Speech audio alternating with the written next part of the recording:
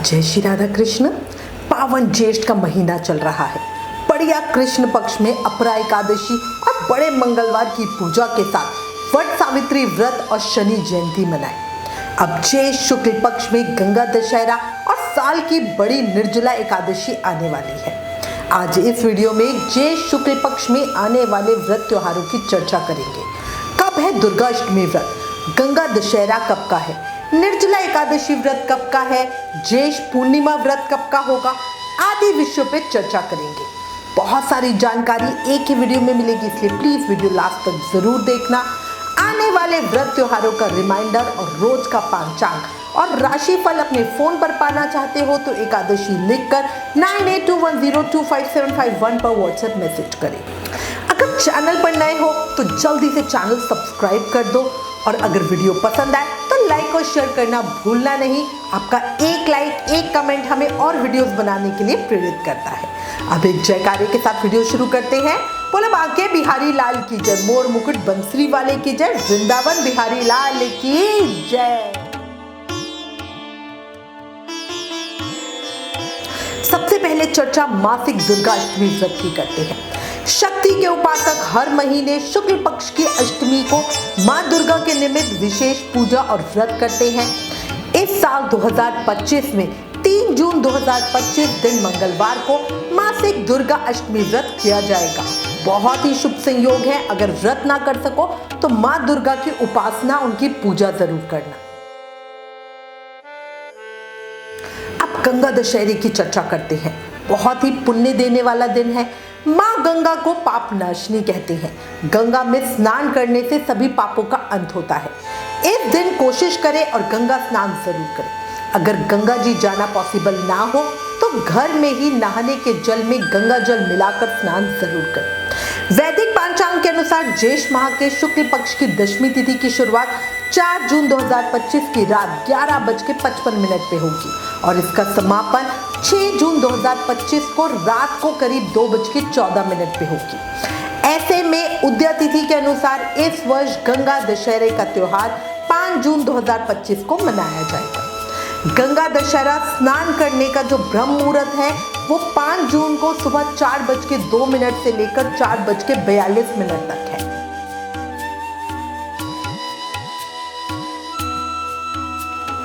अब निर्जला एकादशी की चर्चा करते हैं। निर्जला एकादशी से संबंधित पौराणिक कथा के अनुसार इसे पांडव एकादशी और भीमसेनी एकादशी या भीम एकादशी के नाम से भी जाना जाता है। ये साल की बड़ी एकादशी है। जो भी लोग एकादशी व्रत शुरू करना चाहते हैं वो निर्जला एकादशी से व्रत शुरू कर सकते हैं। जो लोग वैसे एकादशी व्रत नहीं करते उन्हें भी निर्जला एकादशी का व्रत निर्जल रहकर जरूर ही करना चाहिए। इस एक एकादशी व्रत से साल की सभी एकादशी व्रत का पुण्य हमें मिल जाता है। इस साल 2025 में निर्जला एकादशी व्रत को लेकर बहुत कंफ्यूजन है। कई जगह व्रत 6 जून को किया जा रहा है और कई जगह 7 जून को। चर्चा शुरू करने से पहले आपको एकादशी तिथि का समय बता देती हूँ। एकादशी तिथि की शुरुआत 6 जून को 2:15 AM पे होगी और इसका समापन 7 जून को 4:47 AM पे होगा। 6 जून को पूरे दिन की सूर्योदय में एकादशी है। इसी से खाटू श्याम जी मंदिर सीकर और उज्जैन में 6 जून को एकादशी मनाई जाएगी। वहीं 7 जून को व्यंजुली महाद्वादशी का योग है। इसी से बांके बिहारी जी मंदिर वृंदावन, राधा रमन जी मंदिर वृंदावन, राधा दामोदर जी मंदिर वृंदावन, गौरिया मठ, इस्कॉन आदि धार्मिक स्थलों में 7 जून दिन शनिवार को एकादशी मनाई जाएगी। सही मायनों में यही वैष्णव एकादशी भी है। कैलेंडर में भी 2 दिन की एकादशी दिखा रहे हैं, जिसमें 6 जून को सामर्थ एकादशी और 7 जून को वैष्णव एकादशी है। 6 जून को गायत्री जयंती भी है। वैष्णव अगले दिन निर्जला एकादशी मनाएंगे, मतलब 7 जून को। इस बार 26.5 घंटे से भी ज्यादा समय की एकादशी तिथि है, जो बहुत शुभ संयोगों के साथ व्यंजुली महाद्वादशी योग बना रही है। अब कई लोग प्रश्न करेंगे कि 7 जून को तो सुबह सूर्योदय से पहले ही एकादशी तिथि खत्म हो जाएगी, तो ऐसे में 7 जून को क्यों एकादशी व्रत करें? तो समझो मेरी बात को। देखो, 7 जून को एकादशी नहीं महाद्वादशी है और हमारे शास्त्रों में ऐसा हमें वर्णन मिलता है कि कभी भी जब महाद्वादशी का योग बनता है तो जो भक्तगण है वो शुद्ध एकादशी को भी छोड़कर महाद्वादशी का ही उपवास करें। अब आप प्रश्न करोगे कि व्यंजली महाद्वादशी है क्या? तो समझो, एकादशी तिथि वृद्धि ना पाए पर द्वादशी तिथि वृद्धि पाए, तब ये व्यंजली महाद्वादशी का योग कहलाता है। ये महाद्वादशी संपूर्ण पापों का नाश कर देती है और ये किसी किसी एकादशी पे ही ये योग बनता है। इसीलिए हमारे गुरु महाराज कहते हैं कि शुद्ध एकादशी से ज्यादा उत्तम महाद्वादशी में व्रत करना है और इसी से 7 जून को व्रत करना ज्यादा सही रहेगा। अब यहाँ पे एक प्रश्न और आता है जिसमें साधक पूछते हैं कि 6 जून को पूरे दिन की सूर्योदय में एकादशी है, उस दिन तो व्रत करे नहीं और अगले दिन जब एकादशी सुबह ही समाप्त हो जाएगी उस दिन व्रत करने से क्या होगा, ऐसा क्यों करें?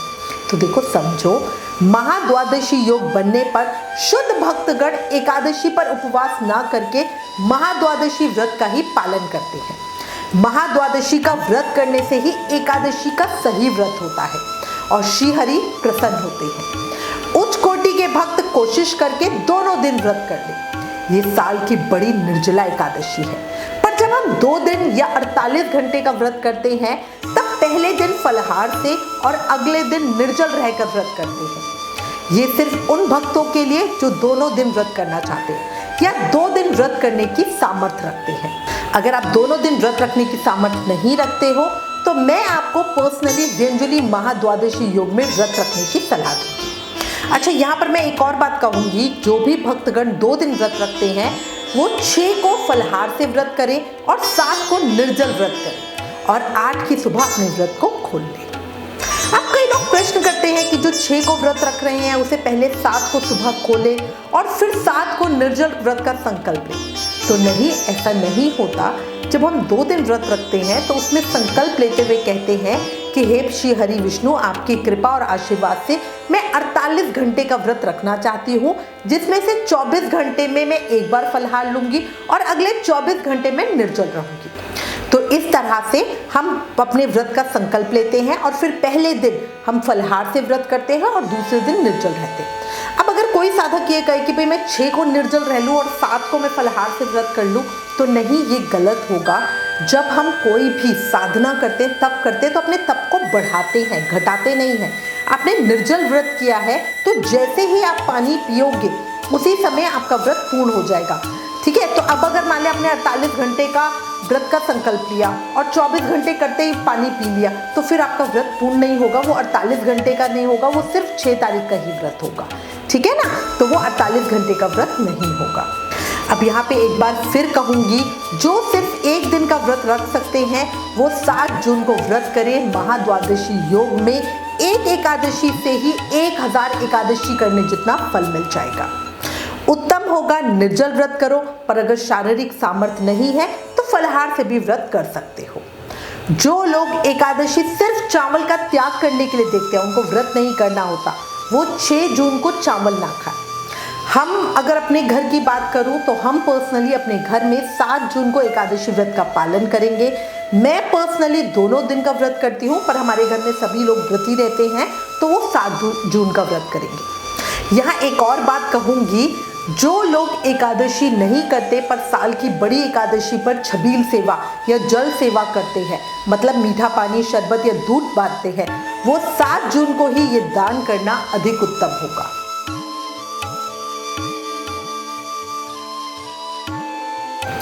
निर्जला एकादशी पर बनने वाले शुभ योगों की चर्चा करते हैं। निर्जला एकादशी के दिन भद्रावास और वीर्यन योग का संयोग बन रहा है। इसके साथ ही हस्त और चित्रा नक्षत्र का भी निर्माण हो रहा है। वहीं अभिजीत मुहूर्त और वाणिज्यकरण के भी योग है। ज्योतिषियों की माने तो निर्जला एकादशी के दिन ग्रहों के राजकुमार बुध देव राशि परिवर्तन करेंगे। बुध देव की चाल बदलने से कई राशि के जातक माला माल हो जाएंगे। इन राशियों पर धन की देवी मां लक्ष्मी की भी कृपा बरसेगी। निर्जला एकादशी भद्रावास योग ज्योतिषियों की माने तो ज्येष्ठ माह के शुक्ल पक्ष की एकादशी तिथि पर भद्रावास का योग दुर्लभ संयोग बना रहा है। इस शुभ अवसर पर भद्रा पाताल में रहेगी। भद्रा का पाताल में रहना शुभ माना जाता है। भद्रा दोपहर 3:31 से लेकर अगले दिन सुबह 4:47 तक भद्रा पाताल में रहेगी।